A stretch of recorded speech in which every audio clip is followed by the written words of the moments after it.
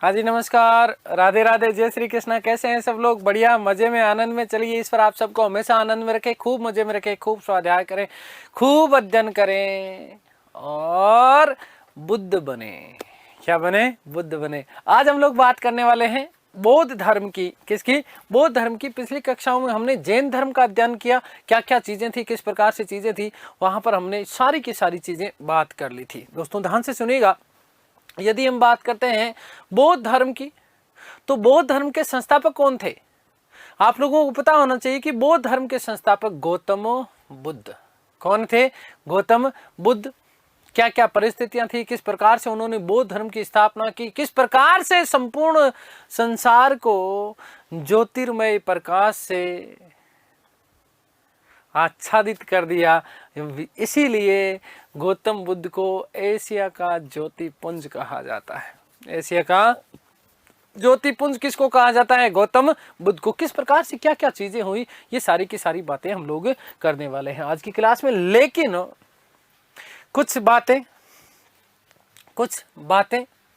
हमने बात करी थी पिछली क्लास में, और क्योंकि समय का अभाव था इसलिए मैंने थोड़ा सा कहा, मैंने कहा शादवाद को मैं थोड़ा सा और अलग, जब मुझे समय मिलेगा तो उसमें मैं आपको समझा दूंगा।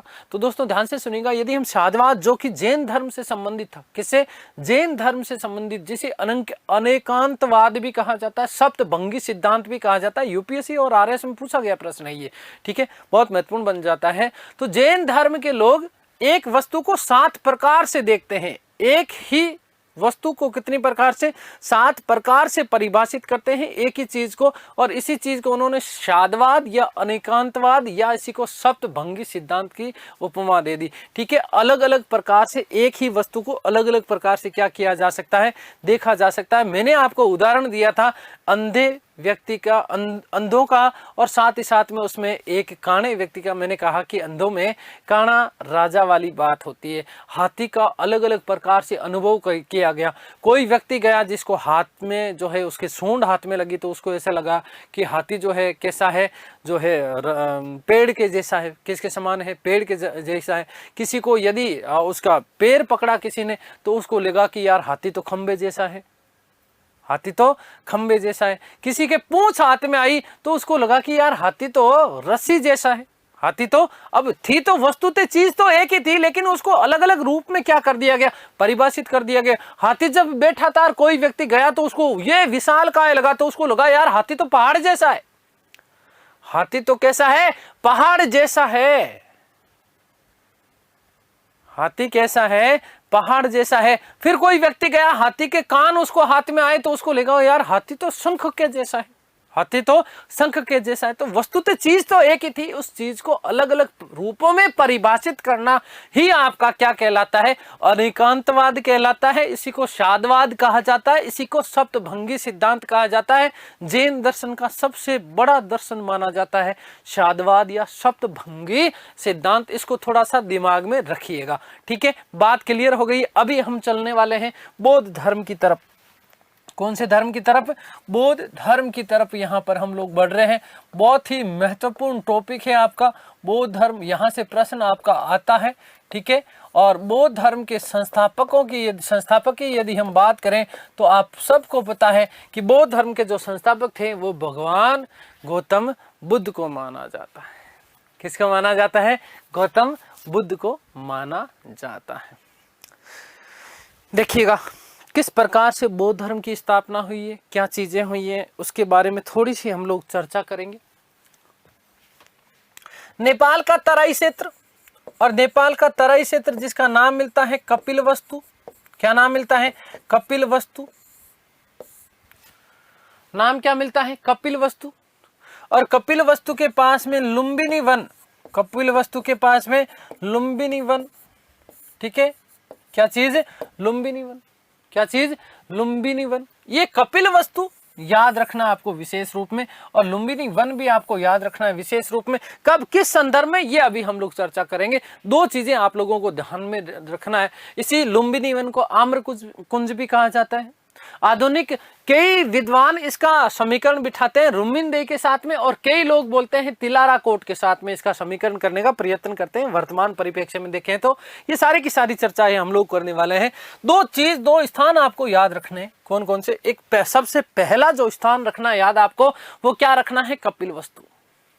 क्या याद रखना है? कपिलवस्तु।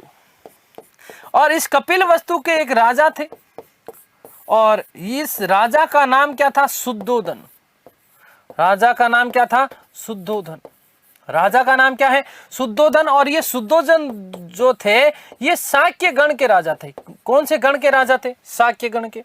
और इनकी पत्नी यानी रानी का नाम था महामाया। क्या नाम था? महामाया नाम था।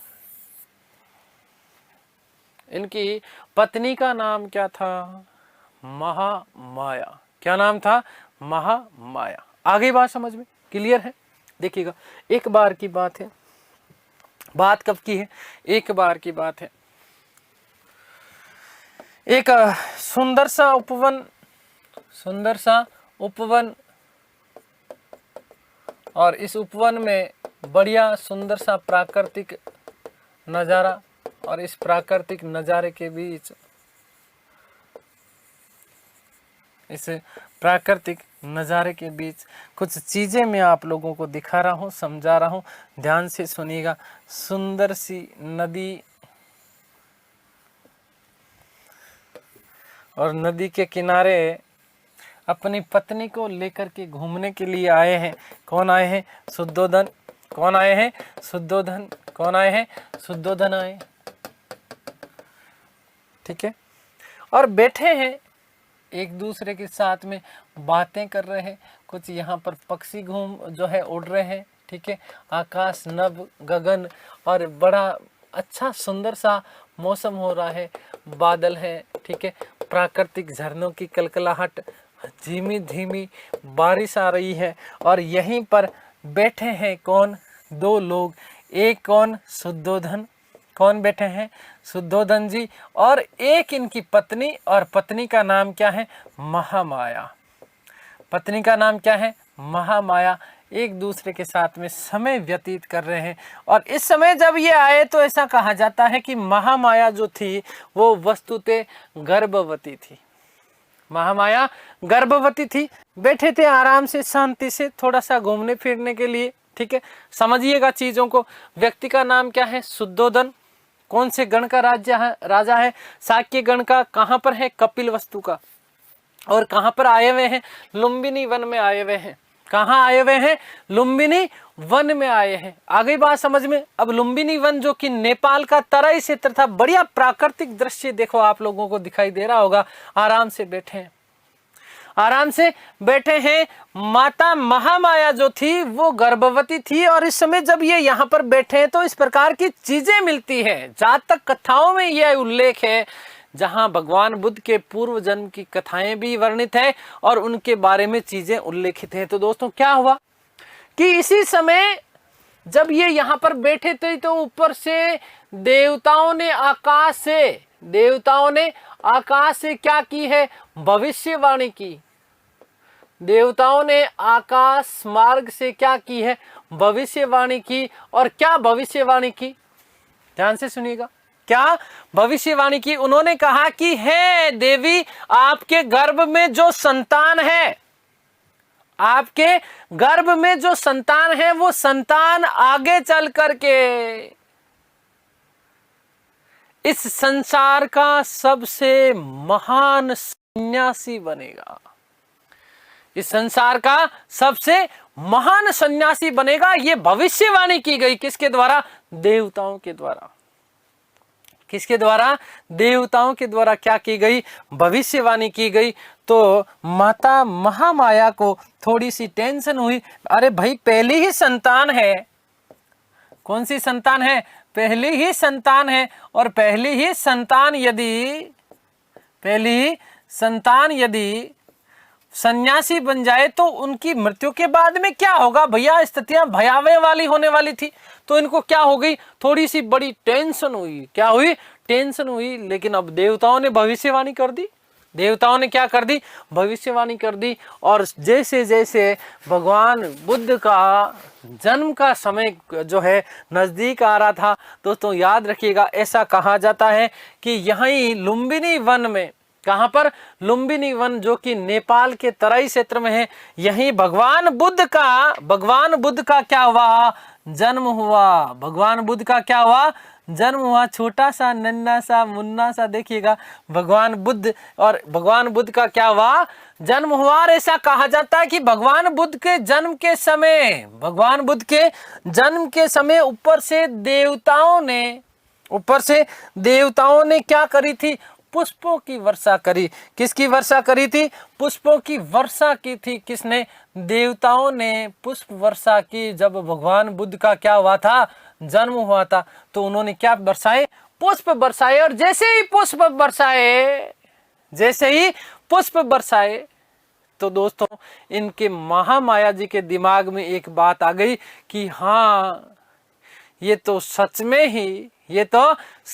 ही जाकर के आगे जाकर के क्या बनने वाला है, सन्यासी बनने वाला है। दोस्तों भगवान महाबुद्ध का जो जन्म था वो वैशाख पूर्णिमा के दिन 563 ईसा पूर्व में, कब, 563 ईसा पूर्व में भगवान बुद्ध का क्या हुआ है, जन्म हुआ है। कौन से दिन, वैशाख पूर्णिमा के दिन। कौन से, वैशाख पूर्णिमा के दिन। और जन्म कब हुआ है, 563 ईसा पूर्व में। 563 ईसा पूर्व में कहां पर हुआ है, लुम्बिनी वन में हुआ है, लुम्बिनी ग्राम। कहां पर, लुम्बिनी ग्राम। और ये लुम्बिनी ग्राम जो है वो आपका क्या था, नेपाल के तराई क्षेत्र में। कहां पर था, नेपाल के तराई क्षेत्र में। तो पहला प्रश्न, बात, कहानी समझ में आई ना, क्या समझ में आई।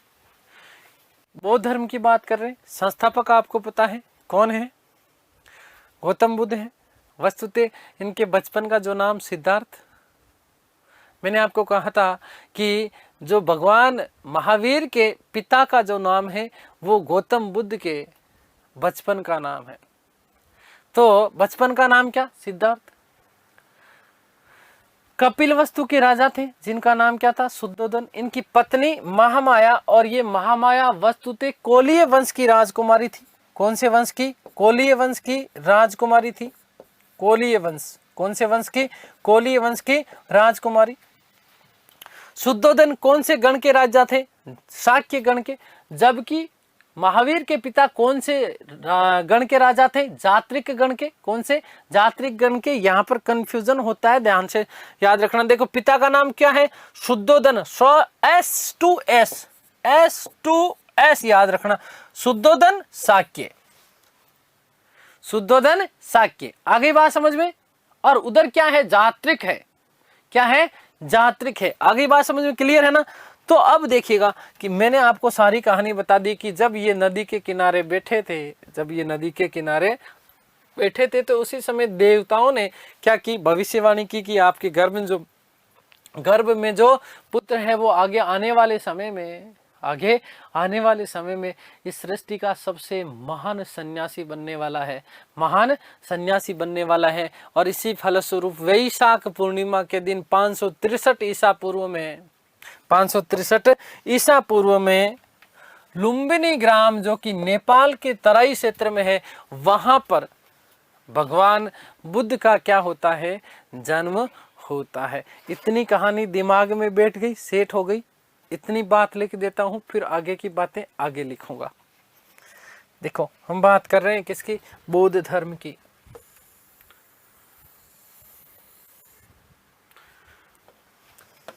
तो बौद्ध धर्म, सबसे पहले हम बात कर लेते हैं संस्थापक। और संस्थापक का नाम क्या मिलता है, गौतम बुद्ध। गौतम बुद्ध, ठीक है। हम बात कर लेते हैं जन्म की। तो याद रखिएगा कि जन्म 563 ईसा पूर्व में, 563 ईसा पूर्व में कब हुआ है, 563 ईसा पूर्व में हुआ है। याद रखिएगा गौतम क्यों कहा जाता है? गौतम के पीछे भी कई इतिहासकारों ने एक बात कही है, क्या कि गौतम गोत्र में उत्पन्न हुए थे वस्तुतः। गण कौन सा? शाक्य। गोत्र कौन सी? गौतम। कौन सी? गौतम। इसीलिए इनका जो नाम है वो क्या है? गौतम बुद्ध कहलाए। क्या कहलाए? गौतम बुद्ध कहलाए। आगे बात समझ में क्लियर है? चलिए, तो जन्म कब हुआ है? 563 ईसा पूर्व में। कब? 563 ईसा पूर्व में। कहां पर हुआ? कहां? तो याद रखिएगा कि कपिल वस्तु के पास, कपिल वस्तु के पास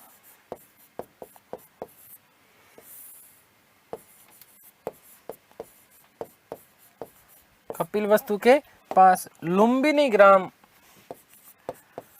लुम्बिनी ग्राम, और लुम्बिनी ग्राम नेपाल का तराई क्षेत्र, नेपाल का तराई क्षेत्र।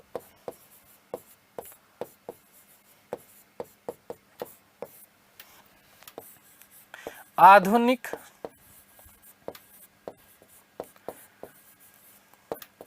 रुम्मिनदेई, आधुनिक रुम्मिनदेई, रुम्मिनदेई।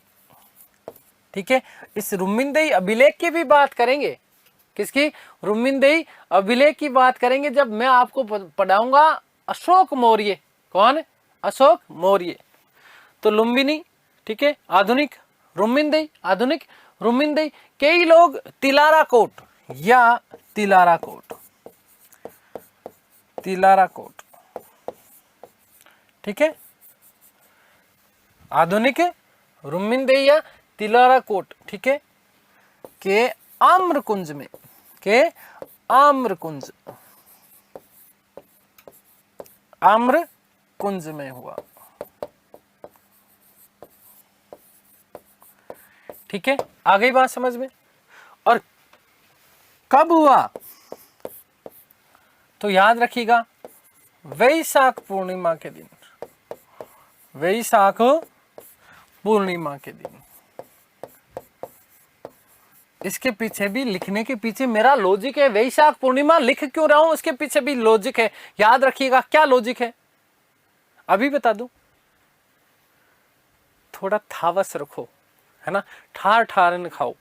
चलिए बता देता हूं। भगवान बुद्ध को जन्म वैशाख पूर्णिमा के दिन, भगवान बुद्ध की मृत्यु वैशाख पूर्णिमा के दिन, और भगवान बुद्ध को ज्ञान की प्राप्ति वैशाख पूर्णिमा के दिन। और कुछ इतिहासकारों के अनुसार भगवान महावीर ने जब, माफ कीजिएगा, भगवान बुद्ध ने जब 29 वर्ष की आयु में गृह त्याग किया, उस समय भी उनका जो है वो जो दिन था वो क्या था? वैशाख पूर्णिमा। एक ही दिन में सारी चीजें हुई। वैशाख पूर्णिमा के दिन क्या हुआ? जन्म हुआ है। और उस दौरान जितनी भी घटनाएं हुई मृत्यु पर्यंत, वो सारी की सारी घटनाएं कौन से दिन के दौरान हुई है? वैशाख पूर्णिमा के दिन। जन्म वैशाख पूर्णिमा, गृह त्याग वैशाख पूर्णिमा, ज्ञान की प्राप्ति वैशाख पूर्णिमा। और यदि हम बात करें मृत्यु की, तो मृत्यु भी कौन से दिन हुई है? वैशाख पूर्णिमा के दिन। इसीलिए भगवान भगवान बुद्ध को, माफ कीजिएगा, पता नहीं क्यों बार बार महावीर निकल रहा है, क्षमा चाहता हूं। भगवान बुद्ध को क्या कहा जाता है? तथागत कहा जाता है। क्या कहा जाता है? तथागत। जिससे उत्पन्न हुआ उसी में विलीन हो जाना, जिससे उत्पन्न हुआ उसी में क्या हो जाना? विलीन हो जाना। क्या कहलाता है? तथागत कहलाता है। क्या कहलाता है? तथागत कहलाता है। तो भगवान बुद्ध के सारी की सारी जीवन की जितनी भी महत्वपूर्ण घटनाएं हैं, वो चाहे जन्म से लेकर के मृत्यु पर्यंत क्यों ना हो, वो सारी की सारी घटनाएं जो थी कौन से दिन? वैशाख पूर्णिमा के दिन घटित हुई। इसीलिए भगवान बुद्ध को क्या कहा जाता है? भगवान बुद्ध को तथागत कहा जाता है। क्या कहा जाता है? तथागत कहा जाता है। चलिए पिता का बात कर लेते हैं हम लोग। पिताजी, तो पिताजी का नाम शुद्धोधन, याद रखिएगा, शुद्धोधन। ठीक है, याद रखिएगा कि कपिल वस्तु के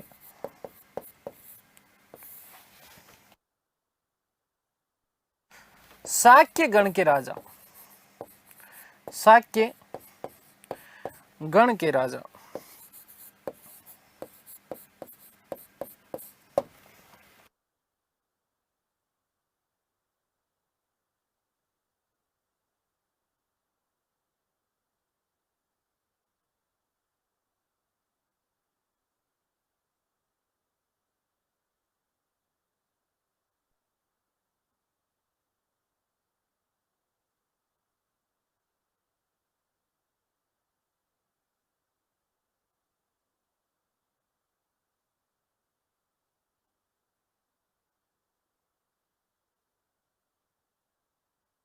ठीक है, क्लियर। चलिए, ये सारी घटनाएं मैंने आपको कुछ इस प्रकार से उल्लेखित कर दिया। ये डायग्राम रखना थोड़ा सा दिमाग में, मजा आएगा आपको, अच्छा लगेगा, चीजें आपको क्या होगी, अच्छे से क्लियर हो जाएगी। ठीक है,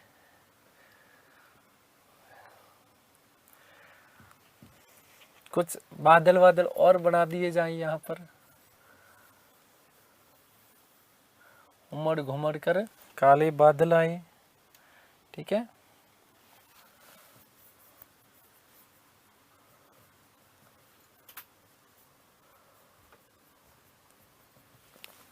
ठीक है, बारिश की बूंदे भी निकाल दो इसे यहाँ से। ठीक है, तो ताकि थोड़ा सा दिमाग में आपके पिक्चर रहेगी। ठीक है, आगे बात समझ में। तो हमने बात कर ली, देखो पिताजी का नाम क्या, शुद्धोदन है, कपिल वस्तु के शाक्य गण के राजा हुआ करते थे। आगे हम बात करते हैं माता की। माता जी का नाम क्या था, वस्तुतः याद रखिएगा दोस्तों, माता जी का नाम क्या था, महामाया। महामाया क्या नाम था, महामाया। कई जगह आपको नाम मिलता है माया देवी। क्या नाम मिलता है, माया देवी नाम मिलता है। और कहा, कोलीय वंश की राजकुमारी, कोलीय वंश की राजकुमारी।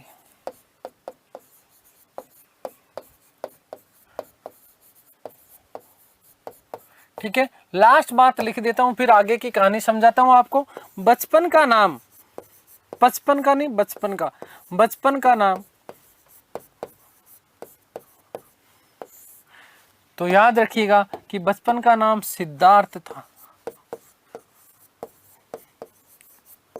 बचपन का नाम क्या था, सिद्धार्थ था। एक बात और लिख देता हूं कि गौतम गोत्र में उत्पन्न होने के कारण, गोत्र में उत्पन्न होने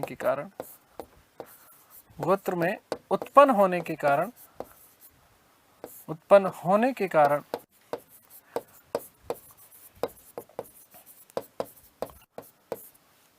गौतम कहलाए। ठीक है,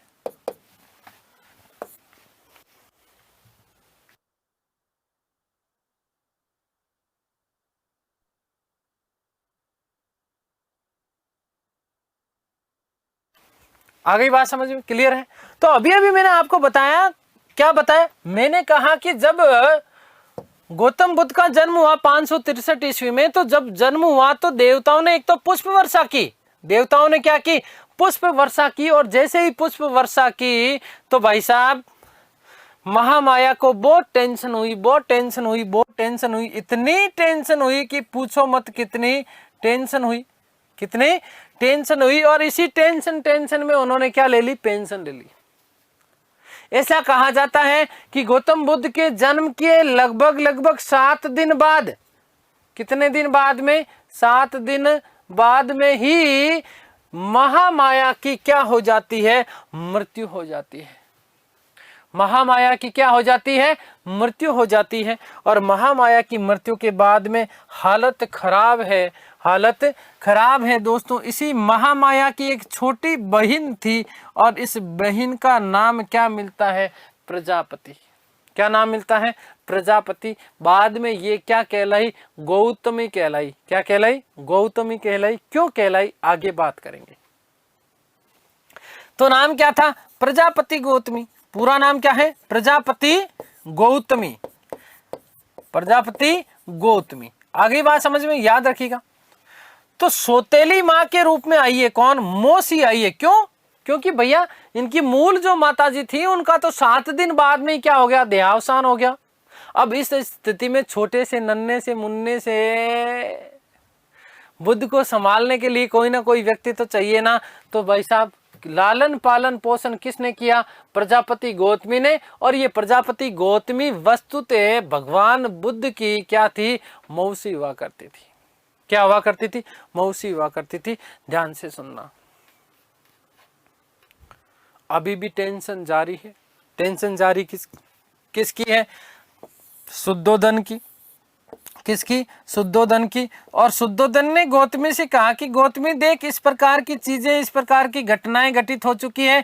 पहले तो आकाशवाणी हुई थी, पहले तो आकाशवाणी हुई थी, और फिर जब ये पैदा हुआ तो फूलों की पुष्पों की वर्षा हुई है। और इसी कारण देखो उसकी माता भी क्या हो गई है कि मेरे तो एक ही तो संतान हो रही है, पहली संतान, और वो भी इस प्रकार से चीजें। यदि वो सन्यासी बन जाएगा तो आगे का हमारा वंश कैसे चलेगा? इसलिए चाहे कुछ भी हो जाए, इसलिए चाहे कुछ भी हो जाए, इसको सन्यासी तो नहीं बनने देना है, सन्यासी तो नहीं बनने देना है। तो गौतमी ने कहा, जो आज्ञा महाराज, आपका आदेश शिरोधार्य है, आपका आदेश शिरोधार्य है। हुआ क्या? जैसे जैसे बुद्ध बड़े होते गए, जैसे जैसे बुद्ध, तो मेरा कहना यहाँ पर थोड़ा सा अनुचित होगा, सिद्धार्थ की बात कर लेते हैं, ठीक है ना। जैसे जैसे सिद्धार्थ बड़े होते गए वैसे वैसे इन्हें बिगाड़ने के सारे काम किए गए, जितना बिगाड़ सकते हैं ना, क्योंकि उनके दिमाग में आई कि इसको बिगाड़ दो, इसको बिगाड़ दो। यदि बिगड़ गया, कुसंगत में लग गया, तो सन्यासी वैसे नहीं बनना है, सन्यासी वैसे नहीं बनना। इसलिए कपिलवस्तु और लुम्बिनी के जितने भी निठल्ले लोग थे, उन सब निठल्ले लोगों को इसका क्या बना दिया गया? संगी साथी बना दिया गया, दोस्त बना दिया गया। क्या बना दिया गया? दोस्त बना दिया गया। तुम इसको खूब बिगाड़ो, ठीक है। और दूसरी चीज, इसे विलासितता के जीवन की ओर, विलासित जीवन की तरफ मोड़ने का प्रयत्न किया गया। ऐसा कहा जाता है कि शुद्धोधन ने अपने जो है राजमहल में सिद्धार्थ के लिए, किसके लिए? सिद्धार्थ के लिए अलग अलग ऋतुओं में निवास करने के लिए अलग अलग प्रकार के जो है महलों का निर्माण करवाया। यहाँ पर ऐसा उल्लेख मिलता है कि 6 ऋतुओं के हिसाब से 6 प्रकार के भव्य राज प्रासादों का क्या करवाया गया था? निर्माण करवाया गया था।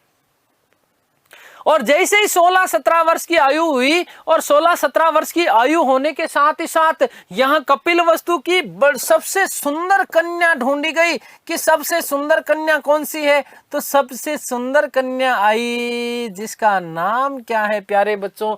याद रखिएगा, उसका नाम क्या मिलता है? यशोधरा। क्या नाम मिलता है? यशोधरा नामक सुंदर कन्या का चयन किया गया। इसी यशोधरा के कई नाम मिलते हैं, याद रखिएगा। यशोधरा के नाम मिलते हैं गोपा, बिंबा, भदक्षणा।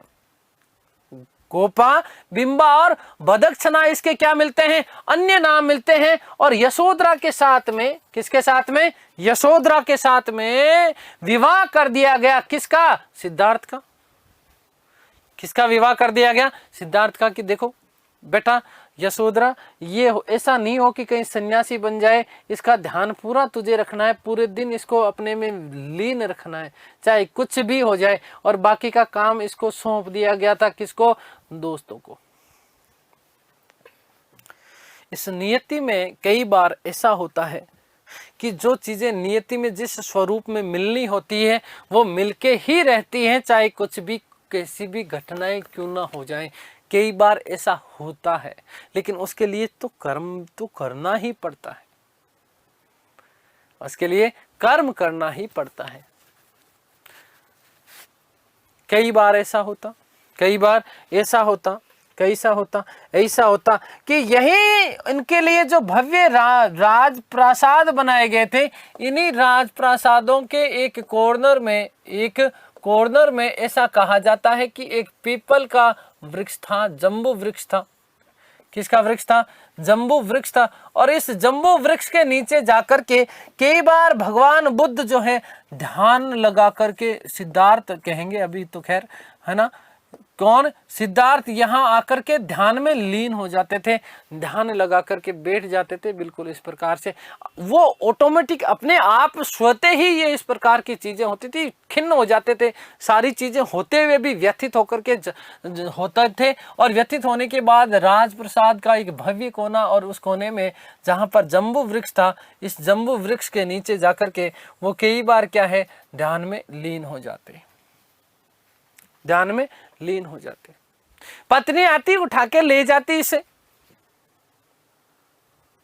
रास रंग में बांधने का प्रयास करते। कई मित्र आते, मित्र आकर के हंसी ठिठोलियां करवाते और इस ध्यान को तोड़ने का प्रयत्न करते। जब जब ये स्थिति देखते कौन, शुद्धोधन और प्रजापति, तो उनके दिमाग में आती कि यार ये सच में ही कहीं ना कहीं सन्यासी ना बन जाए, सन्यासी ना बन जाए।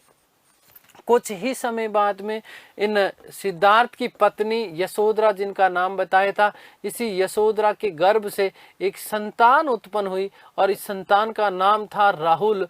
तो याद रखिएगा प्यारे साथियों, आपसे पूछा जा सकता है कि पुत्र का नाम क्या था, सिद्धार्थ के पुत्र का नाम या गौतम के पुत्र का नाम क्या था, राहुल। क्या नाम था, राहुल। लगभग ऐसा कहा जाता कि विवाह के 12 वर्ष बाद में इसका क्या हुआ था, जन्म हुआ था। विवाह के 12 वर्ष बाद में इसका क्या हुआ था, जन्म हुआ था। तो अब फिर लोगों को लगा, परिवार के सदस्यों को लगा कि यार अब चीजें ठीक है, अब चीजें ठीक है, क्योंकि राहुल पैदा हो गया है, राहुल पैदा हो गया, तो अब तो वो अपने पुत्र मोह में बंधे हुए रहेंगे। क्या है, अब तो अपने पुत्र मोह में बंधे हुए रहेंगे कौन, सिद्धार्थ। इसलिए आगे जो है चीजें हमारे पक्ष में हो जाएगी। चलो सन्यासी नहीं बनेगा, सन्यासी नहीं बनेगा, ठीक है। आपका ध्यान केवल और केवल बोर्ड के ऊपर होना चाहिए। मैं पूरी की पूरी कहानी के माध्यम से आपको चीजों को समझाने का प्रयत्न कर रहा हूं। एक दिन की बात है, बात कब की है, एक दिन की। क्या बात है एक दिन की, ध्यान से सुनिएगा। भोर भये पनघट पे, क्या, भोर भये पनघट पे मोहे नटखट शाम सताए। एक दिन की बात है, सुबह सुबह का समय था, और सुबह सुबह के समय में राजप्रासाद का भव्य नजारा देखिएगा आप। जो राजप्रासाद था, इस राजप्रासाद के कक्ष में से उठे कौन, उठे सिद्धार्थ। कौन उठे, सिद्धार्थ उठे, और सिद्धार्थ उठ करके बाहर निकलते हैं घर से। कहाँ, बाहर निकलते हैं। सुबह सुबह उनका भ्रमण करने का मूड हो रहा है, किसका, सिद्धार्थ जी का। किसका, सिद्धार्थ जी का। कपिल वस्तु की सैर पर निकलते हैं, कपिल वस्तु के भ्रमण पर निकलते हैं कौन, सिद्धार्थ। और इसी दौरान उन्होंने उनके जीवन को परिवर्तित करने वाले 4 दृश्य देखे। कितने दृश्य देखे, 4 दृश्य देखे। यहां से प्यारे साथियों प्रश्न आता ही आता है, 101% ये प्रश्न आपसे पूछा जाता है कि कौन कौन से दृश्य देखे या कितने दृश्य देखे। तो वेरी मोस्ट इंपॉर्टेंट बात ध्यान से सुनिएगा। जब ये भ्रमण के लिए निकले, सुबह सुबह घूमने के लिए निकले, तो देखिएगा इन्होंने जीवन को परिवर्तित करने वाले कितने दृश्य देखे, 4 दृश्य देखे। कितने दृश्य देखे, 4 दृश्य देखे। कौन कौन से दृश्य थे वो देखिएगा। जैसे ही राजमहल से, राजप्रासाद से थोड़ी सी दूर जाते हैं और उन्होंने कुछ चीजें देखी। किस प्रकार की चीजें देखी, देखिएगा। उन्होंने देखा कि एक जर्जर अवस्था में कुरूप वृद्ध व्यक्ति है, बूढ़ा वृद्ध व्यक्ति है। कैसा, बूढ़ा वृद्ध व्यक्ति है, और बूढ़ा वृद्ध व्यक्ति बार बार जो है उठने का प्रयत्न करता है। किसका प्रयत्न करता है, उठने का प्रयत्न करता है। वो उठ नहीं पाता, और बार बार वो क्या हो जाता है, धड़ाम से गिर जाता है। उसके हड्डियों के कड़कड़ाने की आवाज आती है, हड्डियां उसके टूटने की आवाज आती है। बार बार उठता है, दर्द में कराहता है। कौन, जर्जर और कुरूप वृद्ध व्यक्ति इस प्रकार का जैसे ही दृश्य देखते हैं तो भगवान बुद्ध को थोड़ा सा, सिद्धार्थ को दुख होता है। उनको ऐसा लगता है कि हे भगवान, क्या ऐसा दिन मेरे लिए भी आएगा?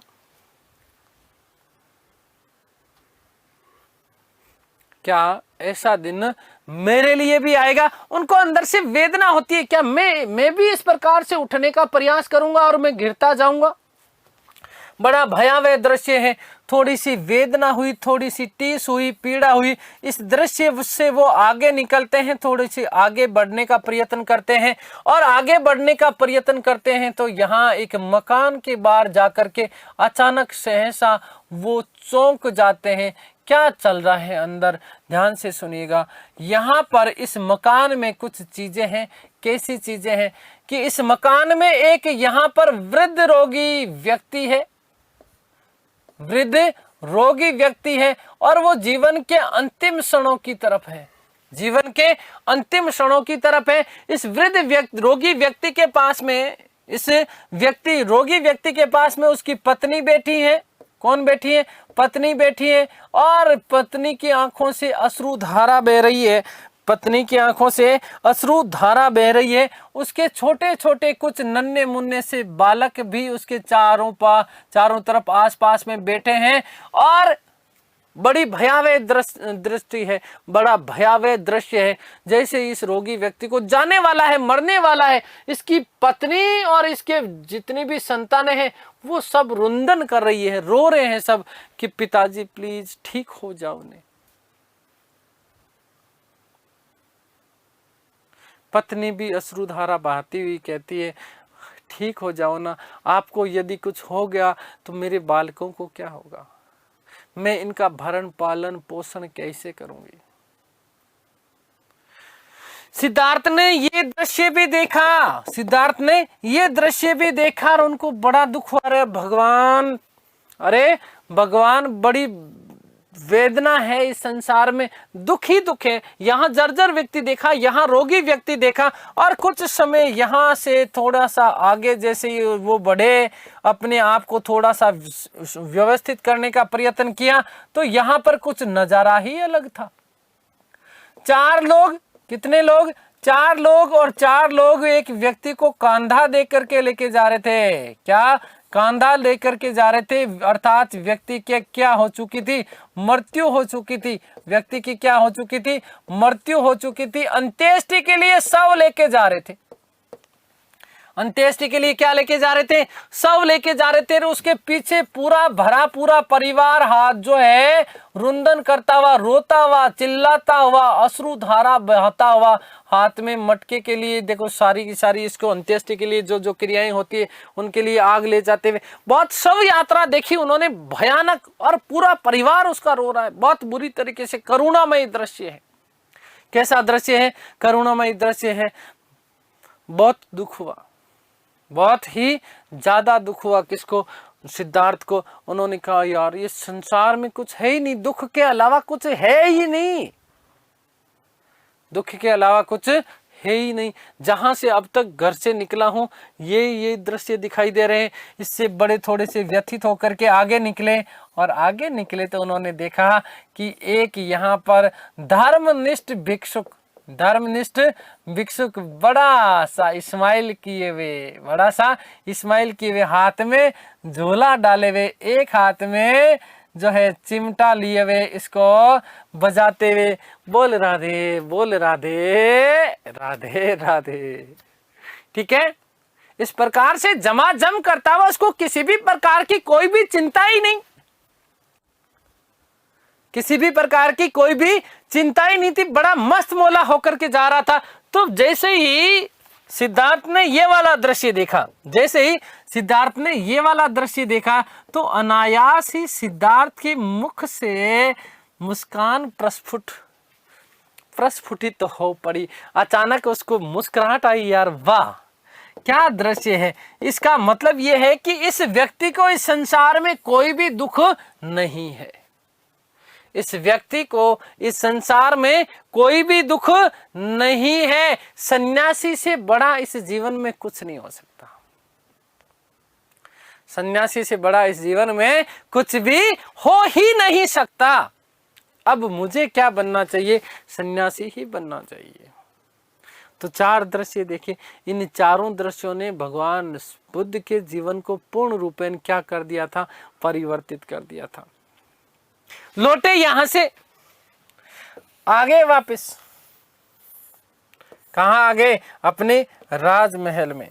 कहां आगे? अपने राजमहल में। यहां से वापस लौट आए, वापस लौट आए।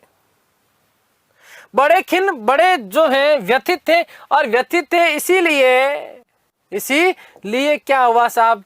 शाम को आए, दिन वापस जब लौट के आए, तो लौट के आने के बाद में वही वाला कौन सा? जम्बू वृक्ष। और इस जम्बू वृक्ष के नीचे किसी से बिना कुछ बात किए हुए, किसी से बिना कुछ बात किए हुए यहाँ ध्यान में लीन होकर के बैठ गए, ध्यान लगा करके बैठ गए। किसी से कोई भी बात नहीं की, किसी से कोई भी बात नहीं की, बिल्कुल शांत चित्त होकर के ध्यान में लीन होकर के बैठ के किसी से कोई बात नहीं की। सुबह से शाम होने चली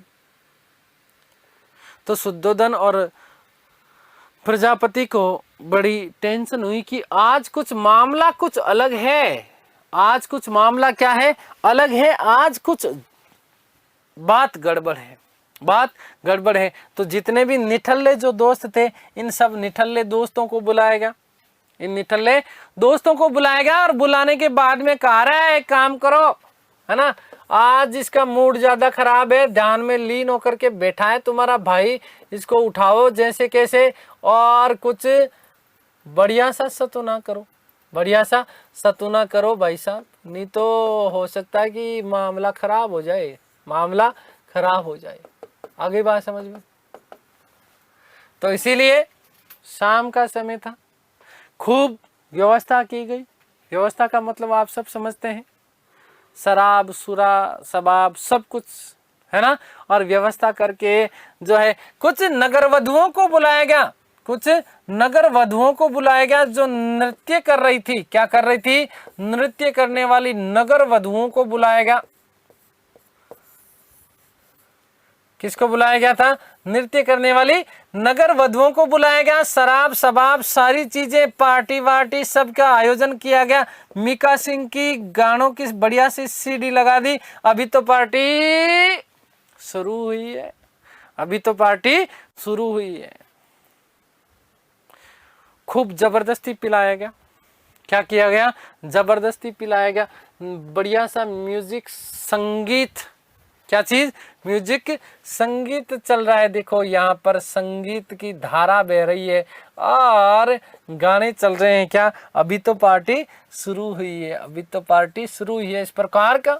ठीक है, तो इनको भ्रमित करने का प्रयास किया गया। अर्धरात्रि, क्या चीज? अर्धरात्रि हुई, नशे में चूर, सब कुछ बेहोश होकर के सब पड़े थे, सब पड़े थे। आधी रात्रि का समय, कब का? आधी रात्रि का समय। और आधी रात्रि के समय में हवाएं चल रही थी, जोर जोर से सनसनाती हुई हवाएं चल रही है। अचानक सहसा सिद्धार्थ की निद्रा त्यागी, उसको नशे से बाहर निकला। और नशे से बाहर निकला तो उसने देखा कि चारों तरफ जो है अर्धनग्न गणिकाएं पड़ी है। क्या है? अर्धनग्न गणिकाएं पड़ी है चारों तरफ। बहुत भयावह दृश्य है। जैसे ही इस दृश्य को देखा उनके मन से और वेदना फूटी। हाय राम, कैसा संसार है, दुख ही दुख है। ये क्या है? ये क्या है? जैसे कैसे इनके यहां से निकले वो, और निकलने के बाद में महल के दूसरे कक्ष की तरफ जाते हैं। और वहां उन्होंने देखा कि इस कक्ष के उसी भाग में उनकी पत्नी कौन? यशोधरा, और उसके पास में उनका नन्ना मुन्ना सा बालक जो कुछ ही समय पूर्व पैदा हुआ था, जिसका नाम क्या था? राहुल। आराम से मस्ती से सो रहे हैं, आराम से मस्ती से सो रहे हैं। एक दृष्टि इनके ऊपर डाली, इनको निहारा। 29 वर्ष की आयु, कितने वर्ष की आयु? 29 वर्ष की आयु। इनको निहारने के बाद में अपना घोड़ा और घोड़े का नाम मिलता है कंदक। क्या नाम मिलता है? कंदक। और सारथी का नाम मिलता है छंदक। घोड़े और सारथी को जगाया, रथ को जगाया, रथ के माध्यम से यहां से 29 वर्ष की आयु में, कितने वर्ष की आयु में? 29 वर्ष की आयु में अपनी पत्नी यशोधरा और पुत्र राहुल को छोड़ करके गृह त्याग कर दिया। क्या कर दिया? गृह त्याग कर दिया। अपने घोड़े का नाम क्या था? कंदक। सारथी का नाम क्या है? छंदक। ये वेरी मोस्ट इंपोर्टेंट प्रश्न आपका यहां से बन जाता है। और यहां से जाने के बाद में अनोमा नदी के किनारे गए। कौन सी नदी के किनारे? अनोमा नदी के किनारे गए। और अनोमा नदी के किनारे जाकर के इस रथ को रोका, अपने सारथी को कहा कि सारथी अब तुम वापस कहाँ लौट जाओ? घर लौट जाओ। कहाँ लौट जाओ? घर लौट जाओ। तो उन्होंने कहा कि भगवान आप कहाँ? राजकुमार जी आप कहाँ? आप कहाँ? तो उन्होंने एक बात कही। क्या कहा? कि देख छंदक, ये संसार दुखों से भरा हुआ है, ये संसार दुखों से भरा हुआ है, मैं इस संसार में नहीं रह सकता। तो उन्होंने कहा कि करोगे क्या? तो उन्होंने कहा बुद्धम शरणम गच्छामि, धम्मम शरणम गच्छामि और संघम शरणम गच्छामि। बुद्ध की शरण में जाऊंगा, धम्म की शरण में जाऊंगा और संघ की शरण में जाऊंगा। खैर ये तो मैंने समझाने के लिए लिखा है, आपको बोला है। बुद्ध, धम्म और संघ ये बौद्ध धर्म के त्रिरत्न माने जाते हैं। क्या माने जाते हैं? त्रिरत्न माने जाते हैं। तो इस प्रकार से उन्होंने 29 वर्ष की आयु में, कितने वर्ष की आयु में? 29 वर्ष की आयु में, याद रखिएगा कितनी? 29 ईयर्स। 29 वर्ष की आयु में उन्होंने क्या किया? गृह त्याग किया। क्या किया दोस्तों? गृह त्याग किया। कौन सी नदी पर गए थे? अनोमा नदी। कौन सी नदी? अनोमा नदी के किनारे जा गए और वहां जाकर के भिक्षुओं के कसाय वस्त्र, कसाय मतलब पीले वस्त्र, भिक्षुओं के कैसे? कसाय वस्त्र धारण किए थे 29 वर्ष की आयु में। और इस गृह त्याग की घटना को बौद्ध धर्म में महाभिनिष्क्रमण कहा जाता है। बौद्ध धर्म में इस घटना को क्या कहा जाता है? महाभिनिष्क्रमण कहा जाता है। कौन सी घटना थी? उनके गृह त्याग की। कौन सी? गृह त्याग की। तो गृह त्याग के बाद में कहाँ कहाँ जाएंगे, क्या क्या घटनाएं होंगी, क्या क्या चीजें होंगी, बहुत मजा आने वाला है। ये सारी चीजें मैं बाद में पढ़ाऊंगा, लेकिन अब तक की सारी चीजें मैं आप लोगों के लिए लिख दे रहा हूँ। ठीक है, याद रखिएगा।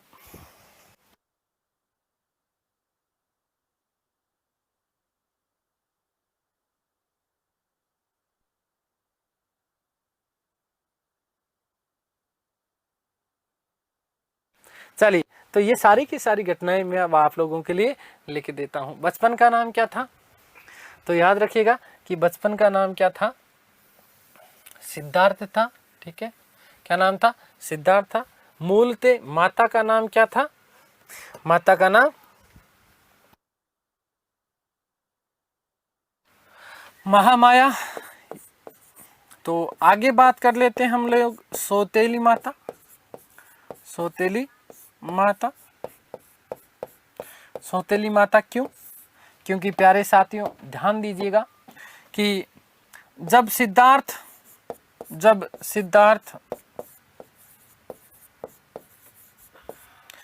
केवल 7 दिन के थे, केवल 7 दिन के थे, उसी समय उनकी माता, उसी समय उनकी माता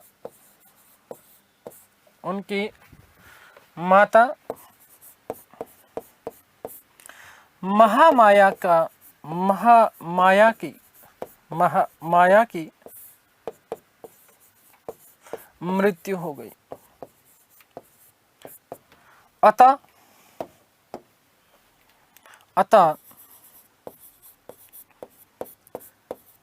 सिद्धार्थ का लालन पालन पोषण, सिद्धार्थ का लालन पालन पोषण, लालन पालन उनकी सौतेली माता वे मौसी, उनकी सौतेली माता वे मौसी, सौतेली माता, कोष्टक में लिख रहा हूं, क्या लिख रहा हूं, मौसी प्रजापति गौतमी ने किया।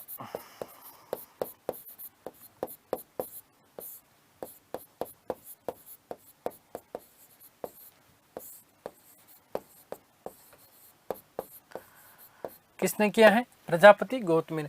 ये प्रजापति क्यों लगा नाम, इसके बारे में भी हम लोग चर्चा करेंगे, ठीक है ना। आ गई बात समझ में?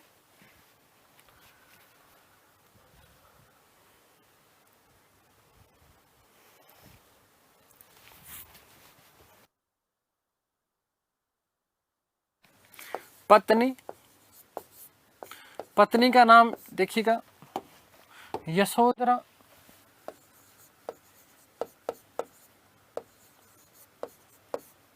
महावीर की पत्नी का नाम यशोदा था और इनकी पत्नी का नाम क्या है? यशोधरा है। क्या है? यशोधरा। बौद्ध ग्रंथों के अनुसार, बौद्ध ग्रंथों के अनुसार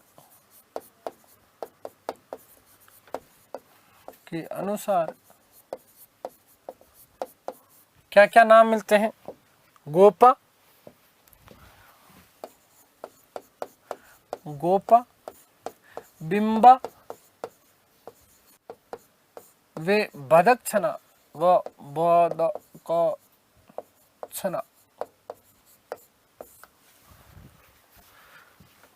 भी अन्य नाम थे, ठीक है। अगली बात, पुत्र का नाम,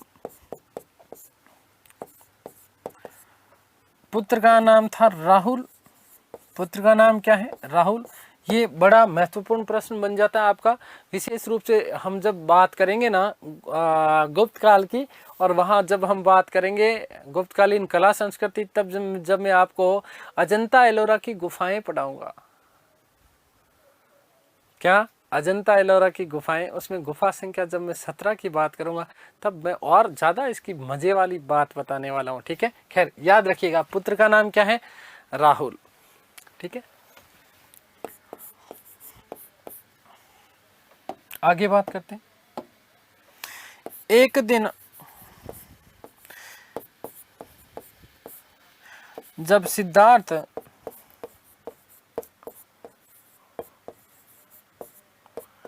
कपिल वस्तु की सैर पर निकले तो, कपिल वस्तु की सैर पर निकले तो, सैर का मतलब क्या है? भ्रमण। सैर का मतलब क्या है? भ्रमण, ठीक है ना। सैर पर निकले तो उन्होंने उनके जीवन को परिवर्तित करने वाले 4 दृश्य देखे। उनके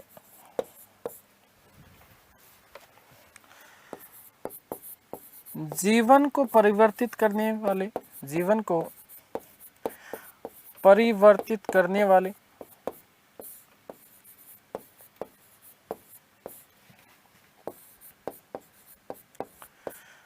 4 दृश्य देखे, दृश्य देखे, ठीक है। ये 4 दृश्य है ना, 4 दृश्य, ठीक है। ये दिमाग में बिठा लेना थोड़ा सा, ठीक है। इस प्रकार से ये पहला क्या है? जर्जर व्यक्ति, जर्जर वृद्ध व्यक्ति, वृद्ध व्यक्ति, ठीक है। बीमार या रोगी, नंबर 2, ठीक है। नंबर 3 क्या? नंबर 3 शव यात्रा देखी उन्होंने, क्या देखी? शव यात्रा। और नंबर 4 क्या? सन्यासी देखा। क्या देखा? सन्यासी। नंबर 4 क्या था? सन्यासी।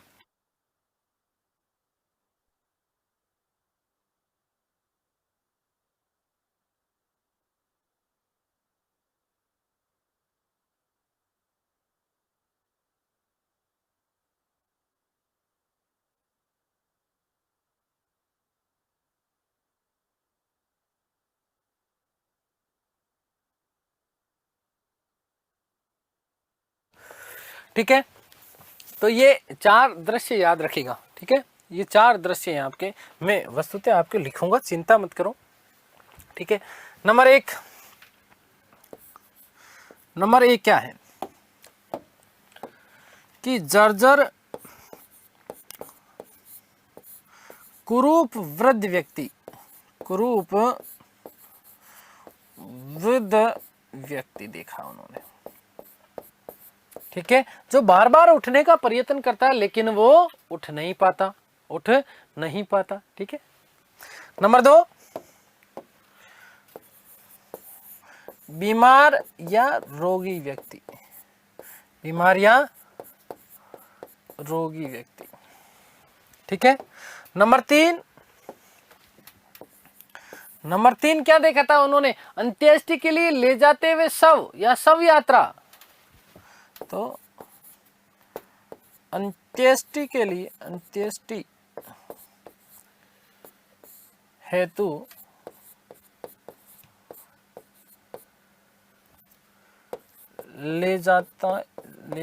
ले जाते शव, या फिर हम इसको क्या बोलते हैं, शव यात्रा। ठीक है, और नंबर 4 क्या देखा उन्होंने, धर्मनिष्ठ भिक्षुक, धर्मनिष्ठ भिक्षुक। ठीक है, ये कई बार देखो, इसको क्रम से ही याद रखना, ये एग्जैक्ट क्रम है वस्तुतः, हालांकि इस प्रकार का प्रश्न कभी पूछेंगे नहीं क्रम आपसे, ठीक है ना, लेकिन फिर भी यदि पूछ लिया जाए तो इसको याद रखना, एग्जैक्ट यही क्रम है। अलग अलग किताबों में इधर उधर किया हुआ है, गाइडों में, किताब का तो मैं खैर नाम नहीं लूंगा, याद रखना ये 4 दृश्य उन्होंने विशेष रूप से देखे थे। ठीक है, और अगली बात हम कर लेते हैं क्या, कि 29 वर्ष की आयु में इंपॉर्टेंट फैक्ट बन जाता है। क्या फैक्ट बनता है, ध्यान देना। 29 वर्ष की आयु में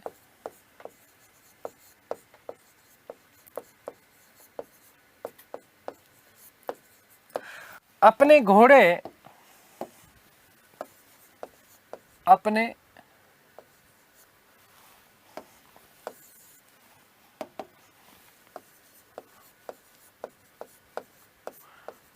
वो कहानी बस दिमाग में रखना आप लोग, घोड़े कंदक, कई जगह कंथक भी नाम मिलता है ना, कंथक एक ही बात है। ठीक है, वे सारथी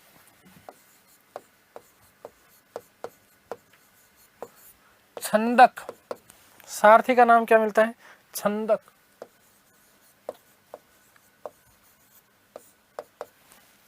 ठीक है, छंदक के साथ गृह त्याग किया।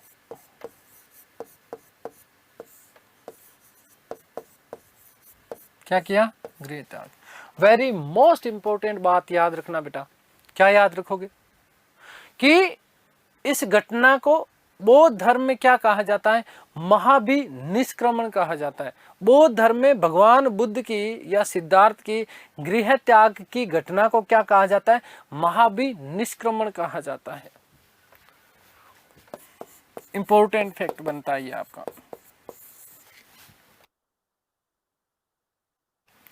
बौद्ध धर्म में गृह त्याग की इस घटना को, गृह त्याग की इस घटना को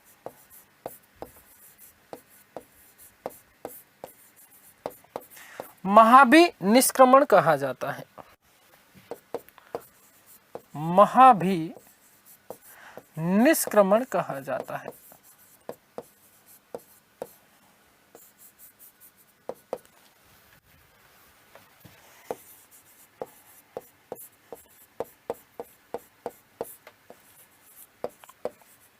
ठीक है, याद रखिएगा कि गृह त्याग के बाद, गृह त्याग के बाद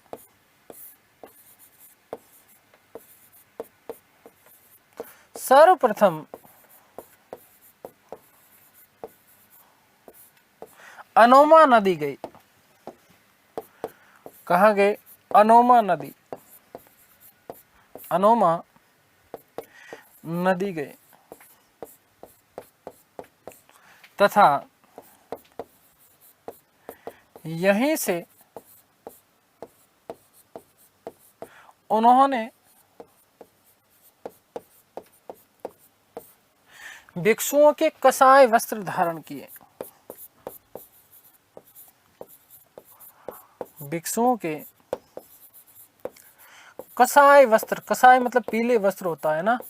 बौद्ध भिक्षुक जो है ना, आपने यदि कभी देखा होगा बौद्ध भिक्षुक, ठीक है ना, तो बौद्ध भिक्षुक हमेशा पीले वस्त्र धारण करते हैं ना, ठीक है। कसाय वस्त्र धारण किए, कसाय वस्त्र धारण किए, ठीक है।